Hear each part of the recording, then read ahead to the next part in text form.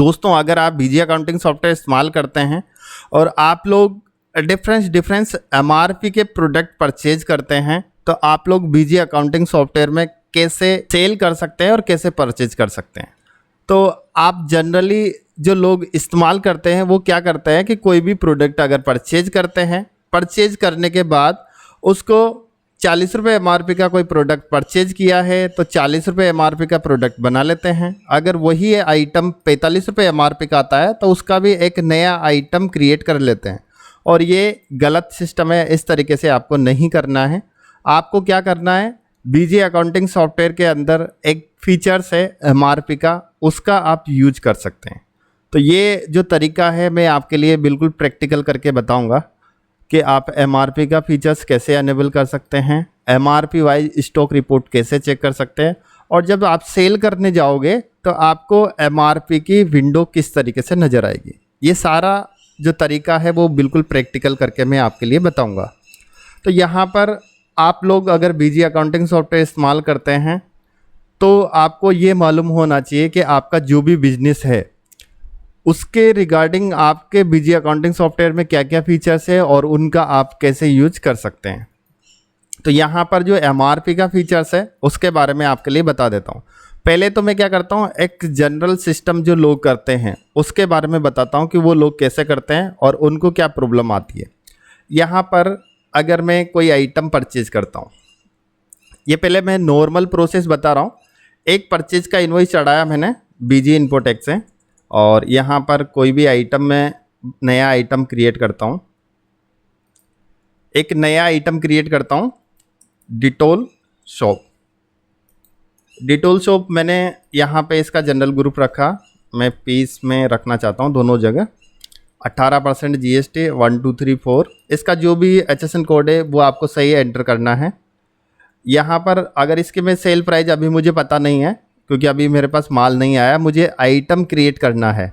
ठीक है, यहाँ से मैंने केवल इसका जीएसटी नंबर, मैंने यहाँ पे इसका HSN नंबर और जीएसटी का टैक्स रेट और इसका यूनिट और आइटम का नाम और ग्रुप डिसाइड किया है। इसके अलावा मैंने कुछ भी नहीं किया है।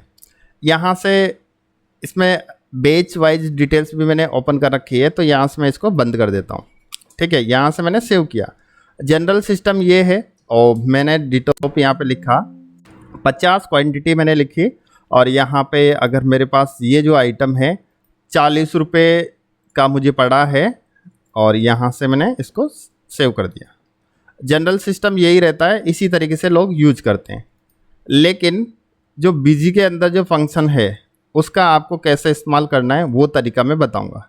अब यहाँ 1 तारीख को आपने डिटोल साबुन परचेज किया था, अब मैं इसको 2 तारीख को सेल करना चाहता हूँ, 2/4 को मैं सेल करना चाहता हूँ। अकाउंट श्योर सॉल्यूशन मैंने सेलेक्ट किया, डिटोल साबुन मैंने यहाँ पे लिखा, मुझे यहाँ पे मैंने यहाँ पे 1 क्वांटिटी लिखी, तो मेरे सामने कोई भी एमआरपी की विंडो नहीं आई है। अब एमआरपी की विंडो कब आएगी, जब आप चालू करोगे। अब यहाँ पर अगर मैं 40 रुपये का परचेज किया था, मैं 45 का सेल करना चाहता हूँ, यहाँ मैं मैनुअल लिख सकता हूँ। लेकिन आप लोग चाहते हैं कि मेरे सामने एमआरपी की विंडो आए, और सेल करते टाइम पे भी एमआरपी की विंडो आए, परचेज करते टाइम पे भी एमआरपी की विंडो आए। तो वो कैसे आ सकती है? जनरल सिस्टम तो ये है, आपको पता ही नहीं चलेगा कि कौन सी एमआरपी का माल है। और बहुत लोग क्या करते हैं, इसके पीछे एमआरपी लिख लेते हैं। आइटम को मॉडिफाई करके अगर मैं दिखाता हूँ, बहुत सारे पर्सन ऐसे रहते हैं जो इसके पीछे ही एमआरपी लिख लेते हैं। लेकिन ये जो सिस्टम है ये गलत है। अगर इन फ्यूचर आपको देखना पड़ेगा कि मेरे पास कौन कौन सी एमआरपी का कौन कौन सा प्रोडक्ट पड़ा हुआ है, तो वो आपके तकलीफ आ जाएगी। और जैसे आपको ऑर्डर भी लिखाना है तो उस केस में भी आपको तकलीफ आएगी, आपको पता नहीं चलेगा कि मेरे कौन सी एमआरपी का कितना माल पड़ा हुआ है। यहाँ पर ये जो गलत सिस्टम है इसका आपको यूज नहीं करना है। अब मैं सही तरीका आपके लिए बताता हूँ कि आप लोग कैसे कर सकते हैं। ठीक है, इस बिल को मैं डिलीट कर देता हूँ। ये जो परचेज का इनवॉइस चढ़ाया था मैंने, इसको मैं करता हूँ डिलीट। ठीक है, यहाँ से मैंने इसको डिटोल साबुन का एक बार मैं देख लेता हूँ।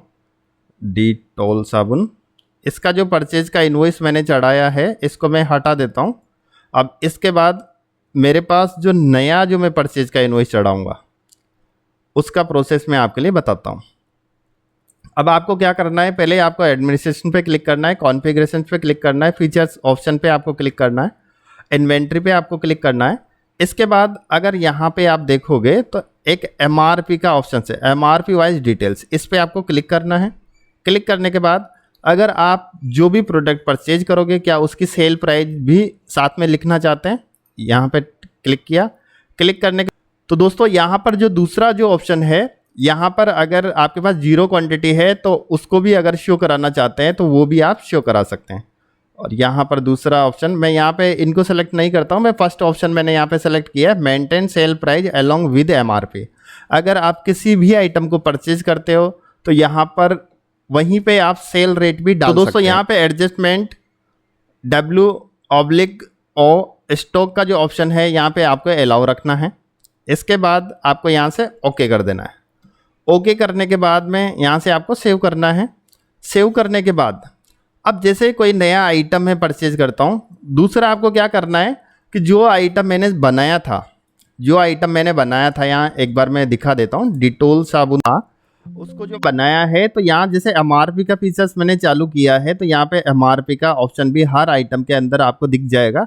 यहाँ से MRP वाइज डिटेल का जो ऑप्शन है यहाँ से आपको वाई करना है। वाई करने के बाद यहाँ से आपको सेव कर देना है। तो अगर आपका कोई भी आइटम जो आपने बना रखा है तो दोस्तों मैंने MRP का फीचर्स अनेबल कर लिया है और उसके बाद अब मैं एक बार परचेज का इनवॉइस चढ़ा के आपके लिए दिखाऊंगा। और एक सेटिंग आपको और भी करनी है, एडमिनिस्ट्रेशन पे आपको क्लिक करना है, कॉन्फ़िगरेशंस पे आपको क्लिक करना है, वाउचर सीरीज कॉन्फ़िगरेशंस पे आपको क्लिक करना है, परचेज पे आपको क्लिक करना है, मेन पे आपको क्लिक करना है, वाउचर कॉन्फ़िगरेशंस पे आपको क्लिक करना है। अब आपको पहले ये देखना है कि आप लोग जो परचेज कर रहे हो आपके पास विंडो कौन सी है, पॉज है कि या स्टैंडर्ड है। यहाँ पर मेरे पास स्टैंडर्ड विंडो है और यहाँ पे MRP का जो ऑप्शन है यहाँ से मैंने वाई किया। वाई करने के बाद यहाँ से मैंने सेव कर दिया। यहाँ से वाई करने से आपको क्या फ़ायदा होगा कि जब भी आप परचेज का इनवॉइस चढ़ाओगे तो वहाँ पर ही आपके सामने एक परचेज करते टाइम पे आप MRP का ऑप्शन डाल सकते हैं। यहाँ पर मैं क्या करता हूँ, 1 तारीख को एक परचेज का इनवॉइस चढ़ाना चाहता हूँ, उसका इनवॉइस नंबर है 123। इसके बाद मैं पार्टी का नाम सेलेक्ट करता हूँ, अकाउंट श्योर सॉल्यूशन। इसके बाद यहाँ पर मैंने डिटोल साबुन लिखा, एंटर करने के बाद में मेरे सामने यहाँ पे MRP का ऑप्शन आ रहा है। यहाँ पे मैंने 200 रुपये इसका MRP रखा और अगर सपोज करो मैं इसको 150 रुपये में, 150 रुपये में मैं सेल करना चाहता हूँ। जब भी आप सेल करोगे तो इसकी रेट 200 रुपये MRP वाला जो प्रोडक्ट आप डिटोल सोप सेलेक्ट करोगे तो उसकी 150 रुपये MRP ऑटोमेटिक जनरेट हो जाएगी। यहाँ से मैंने 50 क्वांटिटी परचेज करी। अगर मैं 150 में बेचना चाहता हूँ, 130 रुपये का मेरे घर में पड़ा है, 130 रुपये मैंने इसकी रेट लगाई और यहाँ से मैंने इस बिल को सेव कर दिया। ठीक है, इस बिल को मैंने सेव किया। अब जब इस आइटम को मैं सेल करने जाऊँगा, क्या करता हूँ मैं, 2 तारीख को मैं इसको सेल करता हूँ। अकाउंट श्योर सॉल्यूशन को मैं बेचना चाहता हूँ, डिटोल साबुन, यहाँ पे मैंने एंटर किया। एंटर करने के बाद एक क्वांटिटी मैंने एंटर करी। एंटर करने के बाद मेरे सामने जो मैं आपके लिए बता रहा था कि MRP की विंडो आएगी, लेकिन इसमें नहीं आई। इसलिए नहीं आई क्योंकि मैंने एक ही प्रोडक्ट, मेरे पास एक सिंगल MRP का ही प्रोडक्ट है। अगर मेरे पास डिफरेंस MRP का कोई प्रोडक्ट होता तो मेरे सामने विंडो खुलती।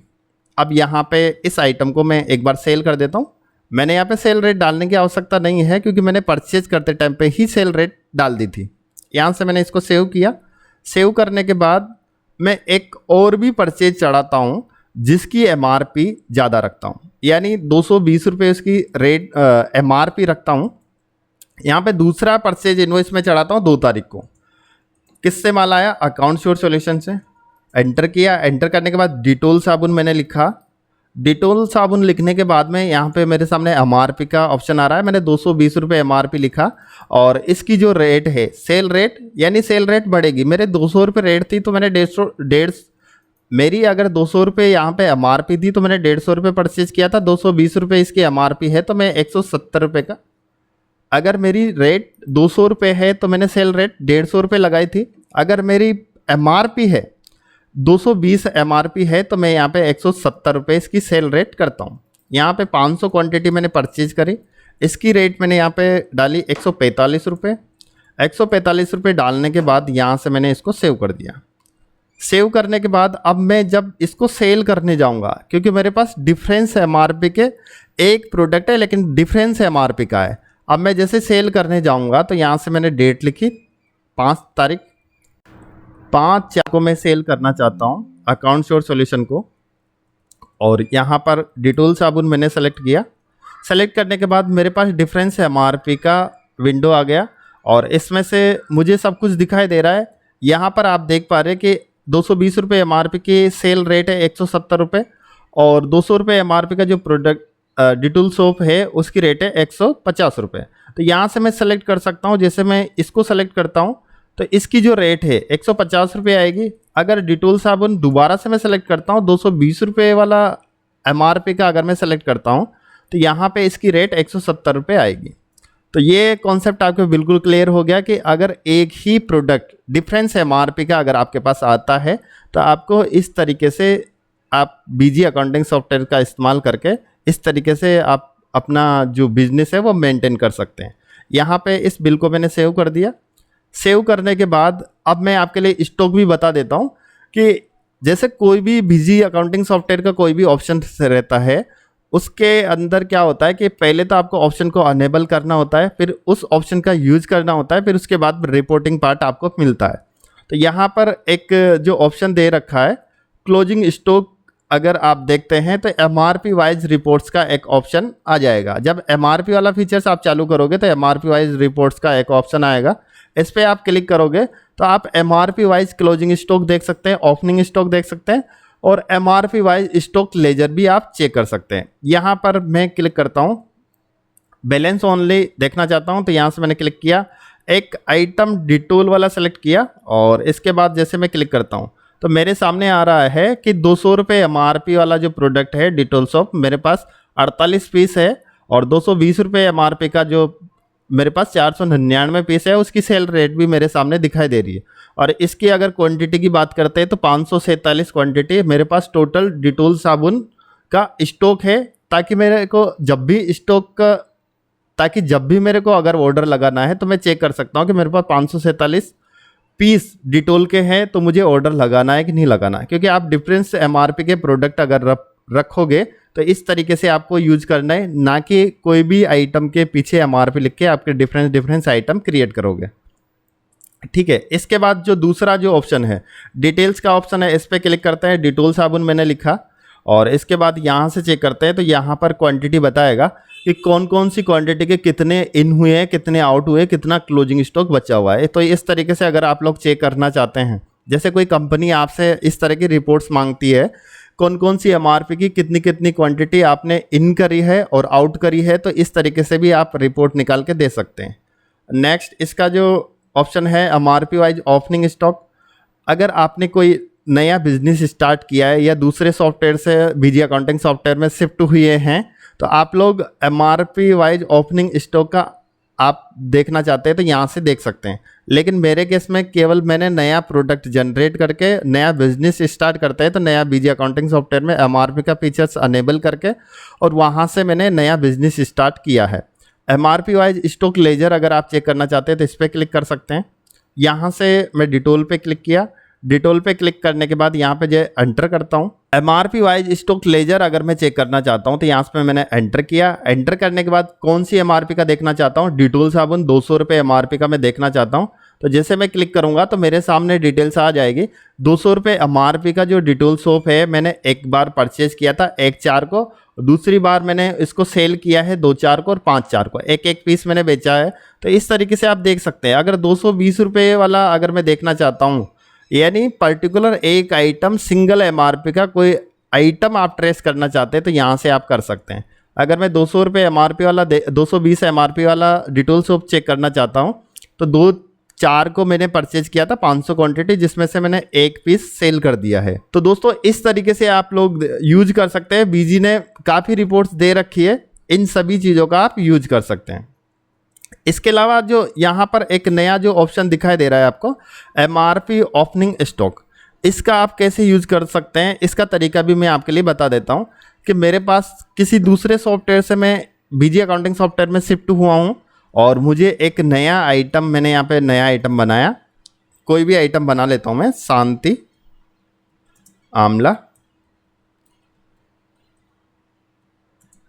आमला मैंने बनाया और शांति आमला यहाँ पे ग्राम भी मैं लिख देता हूँ। शांति आमला 100 ml मैंने लिखा। ठीक है, नया बिजनेस अगर आप स्टार्ट करते हैं, आपका कोई भी ओपनिंग है, एमआरपी वाइज अगर डालना चाहते हैं तो यहाँ से आपको एमआरपी वाला फीचर्स अनेबल करना है। इसके बाद आपका ग्रुप आपको सेलेक्ट करना है। यहाँ पे जनरल मैंने सेलेक्ट किया। मेरी जो क्वांटिटी रहेगी वो पीस में रहेगी, यहाँ पे भी मैंने पीस लिखा। और इसकी जो क्वांटिटी है वो कितनी रहेगी, क्योंकि मैं ओपनिंग नहीं डाल सकता, ये मेरी कंटिन्यू वाली कंपनी है। तो अगर आप लोग डालना चाहते हैं तो यहाँ पे जैसे क्वांटिटी डालोगे, क्वांटिटी के बाद में आपके सामने एक विंडो खुलेगी। विंडो खुलने पर आप उसकी डिटेल्स डाल सकते हैं। यहाँ पे मेरे सामने कोई ऑप्शन नहीं आएगा क्योंकि मेरी ये रनिंग कंपनी है और बीच में से आप एमआरपी का कुछ भी डिटेल्स नहीं डाल सकते। तो दोस्तों आज की जो वीडियो है उसमें मैंने आपके लिए बताया है बीजी अकाउंटिंग सॉफ्टवेयर के अंदर एमआरपी वाइज डिटेल्स फीचर्स का कैसे इस्तेमाल कर सकते हैं। इस पर पूरा प्रैक्टिकल करके मैंने आपके लिए बताया, सेल आपको कैसे करना है, परचेज आपको कैसे करना है, क्लोजिंग स्टॉक आपको कैसे देखना है, एमआरपी वाइज रजिस्टर आप कैसे चेक कर सकते हैं। तो दोस्तों अगर आपको वीडियो अच्छा लगा है तो वीडियो को लाइक और शेयर करें और चैनल पर नए हो तो चैनल को सब्सक्राइब करें। Thank you.